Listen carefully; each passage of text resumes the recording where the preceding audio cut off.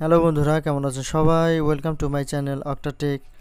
অক্টাটেকের আজকের এই ভিডিওতে আমরা দেখাবো স্যামসাং গ্যালাক্সি A31 এর ভাঙা গ্লাস কিভাবে পরিবর্তন করতে হয় তার সম্পূর্ণ টিউটোরিয়াল। তো বন্ধুরা, এখানে দেখতে পারতেছেন যে ডিসপ্লে সম্পূর্ণ ঠিক আছে, শুধুমাত্র উপরের গ্লাসটা ভেঙে গেছে। এই গ্লাসটা আমরা আজকে পরিবর্তন করা দেখাবো যে কিভাবে এই গ্লাসটা পরিবর্তন করতে হয়। টাচে সব জায়গায় ঠিকঠাক কাজ করতেছে। তো এই গ্লাসটা পরিবর্তন করার জন্য অবশ্যই আমাদেরকে সেপারেটর মেশিনের উপরে চলে যেতে হবে, একটু হিট দিতে হবে। হিট দিয়ে ব্যাকশেলের আঠাটা একটু নরম যখন হবে তখন একটা পাতলা প্লাস্টিকের সাহায্যে আমরা ব্যাকশেলটা খুলে নেব আস্তে করে। তো ব্যাকশেলটা খুলে নেওয়ার সময় অবশ্যই খেয়াল রাখতে হবে যে ব্যাকশেলের নিচে কিন্তু অনেক আপনার তারের কানেকশন থাকে, যেগুলো এন্টেনার কাজ করে, নেটওয়ার্কের এন্টেনার কাজ করে। তো এই এন্টেনার কাজ যে তারগুলা করে এগুলা কিন্তু ছিঁড়ে যাতে না যায়, ছিঁড়ে গেলে কিন্তু আপনার নেটওয়ার্কের খুব অসুবিধা হবে। এই দিকটা খেয়াল রাখতে হবে এবং এই দিকটা খেয়াল রেখে আপনার পুরো বডিটা খুলতে হবে। এখানে আমরা ব্যাকশেল খুলে নিয়েছি, এবার আপার শেলটা খুলে নিব আমরা। এই কারণে একটা স্ক্রু ড্রাইভারের সাহায্যে আমরা সবগুলো স্ক্রু খুলে নিলাম, সিম ট্রেটা খুলে নিলাম। স্টেপ বাই স্টেপ ডিসপ্লেটা খুলে নেওয়ার জন্য যা যা খুলে নেওয়া প্রয়োজন আমরা সবই টুকটুক করে খুলে নিব, কোনো অসুবিধা নেই। তো এখানে আলতো করে সুন্দরভাবে আস্তে আস্তে করে কাজ করতে হবে যাতে পরবর্তীতে কোনো অসুবিধা না হয়। একটু সময় নিয়ে কাজ করতে হবে, দেরি হলে কোনো অসুবিধা নেই। আপনারা দেখতে পাচ্ছেন যে এখানে একটা রিবন দিয়ে সব কাজ করছে, একটা রিবনের সাহায্যেই দেখা গেছে আপনার ডিসপ্লে, চার্জিং সব কিছু করছে। তো এখানে আমরা মাদারবোর্ডটা আলাদা করে নিলাম। মাদারবোর্ডটা আলাদা করে নিয়ে ডিসপ্লেটাকে আবারও হিট স্টেশনের উপর রাখলাম, অর্থাৎ সেপারেটর মেশিনের উপর রাখলাম। এবার ডিসপ্লেটা আমাদের খুলে নেওয়ার পালা। এটা মোস্ট ইম্পর্টেন্ট ব্যাপার একটা গ্লাস চেঞ্জের ক্ষেত্রে, ডিসপ্লেটা কিভাবে আপনি খুলে নেবেন। তো ডিসপ্লেটা খোলার সময় হচ্ছে আপনার মোটামুটি 80% রিস্ক কেটে যায়। ডিসপ্লেটা যদি সুন্দরভাবে আপনি খুলতে পারেন তাহলে মোটামুটি আপনার 80% রিস্ক থাকবে না। তো বন্ধুরা, এখানে দেখতে পারতেছেন যে আমি কিন্তু খুব সুন্দরভাবে ডিসপ্লেটা খোলার চেষ্টা করতেছি। ভেতরে একটা পাতলা কার্ড ঢুকাই দিছি। পাতলা কার্ড ঢোকানোর পরে স্প্রের সাহায্যে এবং কার্ডের সাহায্যে আস্তে আস্তে করে ডিসপ্লেটা খোলার চেষ্টা করতেছি।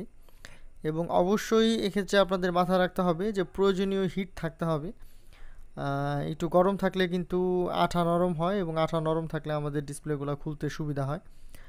এই কারণে পর্যাপ্ত পরিমাণ গরম করে রাখবেন, ডিসপ্লেটা হিট করে রাখবেন। যদি আপনি দেখেন যে কাজ করতে করতে ডিসপ্লেটা ঠান্ডা হয়ে যাচ্ছে বা মোবাইলটা ঠান্ডা হয়ে যাচ্ছে, সেপারেটর মেশিনের উপরে দিয়ে আবার একটু গরম করে নেবেন, কোনো অসুবিধা নাই। কিন্তু যদি পর্যাপ্ত পরিমাণ গরম না থাকে তাহলে কিন্তু আপনাদের পর্যাপ্ত পরিমাণ অসুবিধা হবে, ডিসপ্লেটা নষ্ট হয়ে যাইতে পারে। তো বন্ধুরা, আপনারা দেখতে পারতেছেন যে ডিসপ্লেটা আমি কত সুন্দরভাবে আলতো করে খুলে নিলাম। এখানে তাড়াহুড়া করার কোনো প্রয়োজন নাই, আস্তে আস্তে ধীরে সুস্থে মনে করেন খুব সুন্দরভাবে কাজটা হয়ে গেছে। আপনারা দেখতে পারতেছেন আমাদের ডিসপ্লে কিন্তু সম্পূর্ণ অক্ষত আছে, ডিসপ্লের কিন্তু কোনো অসুবিধা হয় নাই। এমন অবস্থায় আমরা মোবাইলের যে ফ্রেমটা আছে যেটার উপরে আমরা ডিসপ্লে লাগাবো সেই ফ্রেমটা সুন্দরভাবে পরিষ্কার করে নিব এবং পরবর্তীতে আমরা সেপারেটর মেশিনের ওপরে ডিসপ্লেটা রেখে ডিসপ্লেটাকে সেপারেট করার চেষ্টা করব। বন্ধুরা, এক্ষেত্রে বলে রাখা ভালো যে ডিসপ্লে সেপারেট কিন্তু অনেক সাবধানতা অবলম্বন করে করতে হবে, কারণ ডিসপ্লে সেপারেট করতে গিয়ে কিন্তু মাঝে মধ্যে দেখা যায় যে অনেকে পোলারাইজার পেপার কেটে ফেলে। তো পোলারাইজার পেপার বা কালার পেপার আমরা যেটা বলি সেটা কাটা আসলে খুব একটা অস্বাভাবিক না, স্বাভাবিক ব্যাপার যে পোলারাইজার পেপার কেটে যাবে।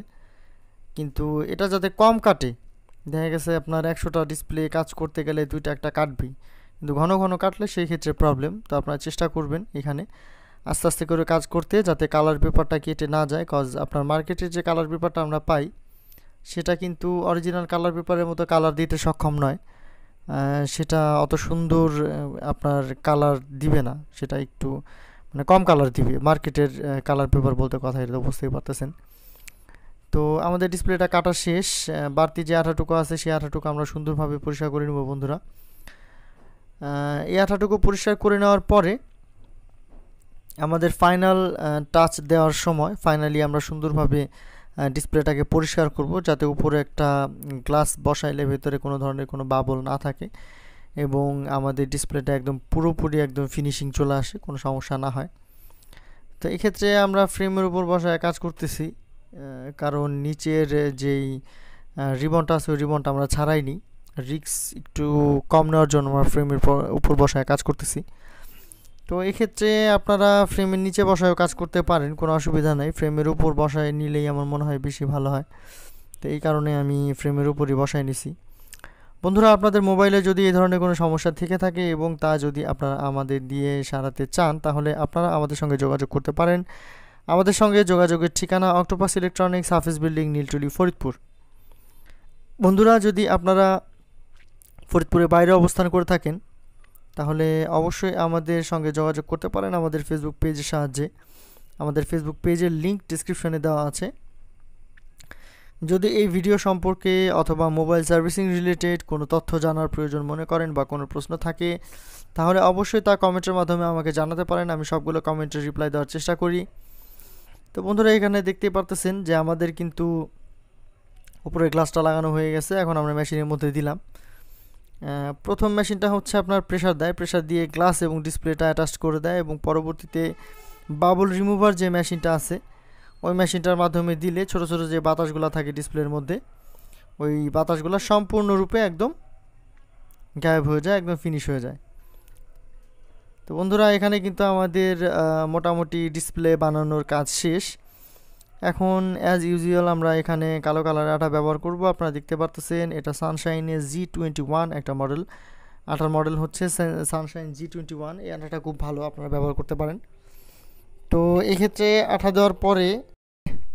আঠা দেওয়ার পরে অবশ্যই আমাদেরকে অল্প কিছুক্ষণ ওয়েট করতে হবে, মিনিট খানিক ওয়েট করতে হবে বা মিনিট দুয়েক অপেক্ষা করতে হবে, যাতে আঠার মধ্যে যে থিনারটা থাকে সেটা উড়ে চলে যায়, ডিসপ্লের ক্ষতি না হয়। আপনারা মনে রাখবেন, আঠার মধ্যে কিন্তু আসলে থিনার টাইপের কিছু দেওয়া থাকে, যার কারণে আঠাটা নরম থাকে। আর থিনার টাইপের এই জিনিসটা যদি ডিসপ্লের রিবনের মধ্যে কখনো চলে যায়, তাহলে কিন্তু ডিসপ্লে নষ্ট হয়ে যাওয়ার সম্ভাবনা থাকে।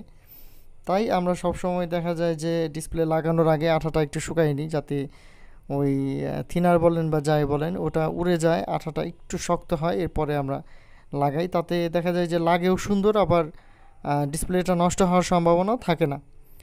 তো বন্ধুরা, আজকে এ পর্যন্তই। আপনারা দেখলেন যে আমাদের কিন্তু স্যামসাং A31 এই মডেলের গ্লাসটা একদম সম্পূর্ণ সুন্দরভাবে চেঞ্জ করেছি, কোনো ধরনের কোনো অসুবিধা হয় নাই।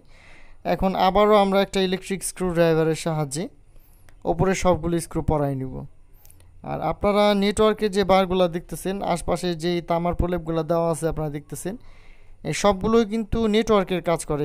এই তামার প্রলেপগুলো যদি কোনো কারণে ছিঁড়ে যায়, তাহলে কিন্তু নেটওয়ার্ক কম পাবে বা মাঝে মধ্যে পাবেই না, ঠিক আছে? এই ধরনের প্রবলেম হবে। আর এই বারটা যাতে কোনো অসুবিধা না হয়, এই কারণে আমি যেভাবে আঠা দিছি এইভাবে আঠা দেওয়ার চেষ্টা করবেন। ওই তামার প্রলেপের উপরে কোনোভাবেই আঠা যাবে না, তাহলে দেখা যাবে যে ব্যাকশেল খোলার সময় নষ্ট হয়ে যাবে ওই বারগুলা। তো চেষ্টা করবেন ওগুলার আশেপাশে আঠা দিতে, যাতে ওই প্রলেপটা নষ্ট না হয়। তো আপনারা দেখতেই পারলেন যে আমাদের কিন্তু এখানে গ্লাস চেঞ্জের কাজ সম্পূর্ণ শেষ। বন্ধুরা, টাচে কিন্তু সব কিছুই ঠিকঠাক কাজ করতেছে, কোনো ধরনের কোনো অসুবিধা নাই। আপনারা দেখতেছেন কোথাও কোনো স্পট নাই, খুবই সুন্দরভাবে কাজ সম্পূর্ণ হয়েছে। এখানে ফ্লাইট মোড আমরা অফ করে দিলাম। আমরা টাচে গিয়ে আপনাদের দেখাচ্ছি যে কত সুন্দরভাবে কাজ করতেছে, একদম অ্যাজ ইট ইজ কাজ করতেছে, কোনো ধরনের কোনো অসুবিধা নাই। তো এখানে উপকার পাওয়ার বিষয় হচ্ছে আপনার গ্লাস চেঞ্জ করলে ডিসপ্লেটা একদম অরিজিনাল থাকে এবং কাজও ঠিক আগের মতোই করা যায়, কোনো ধরনের আপনার ঝামেলা হয় না। টাচ রেসপন্স, কালার গ্রেডিং সবই আগের মতোই থাকে, কোনো অসুবিধা হয় না। তো বন্ধুরা, যদি আমার এই ভিডিওটি ভালো লেগে থাকে তাহলে অবশ্যই একটি লাইক এবং কমেন্ট করে দিবেন, এবং অক্টাটেকের সাথেই থাকবেন পরবর্তী ভিডিও পাওয়ার জন্য। টিল দেন ভালো থাকবেন, সুস্থ থাকবেন। আল্লাহ হাফেজ।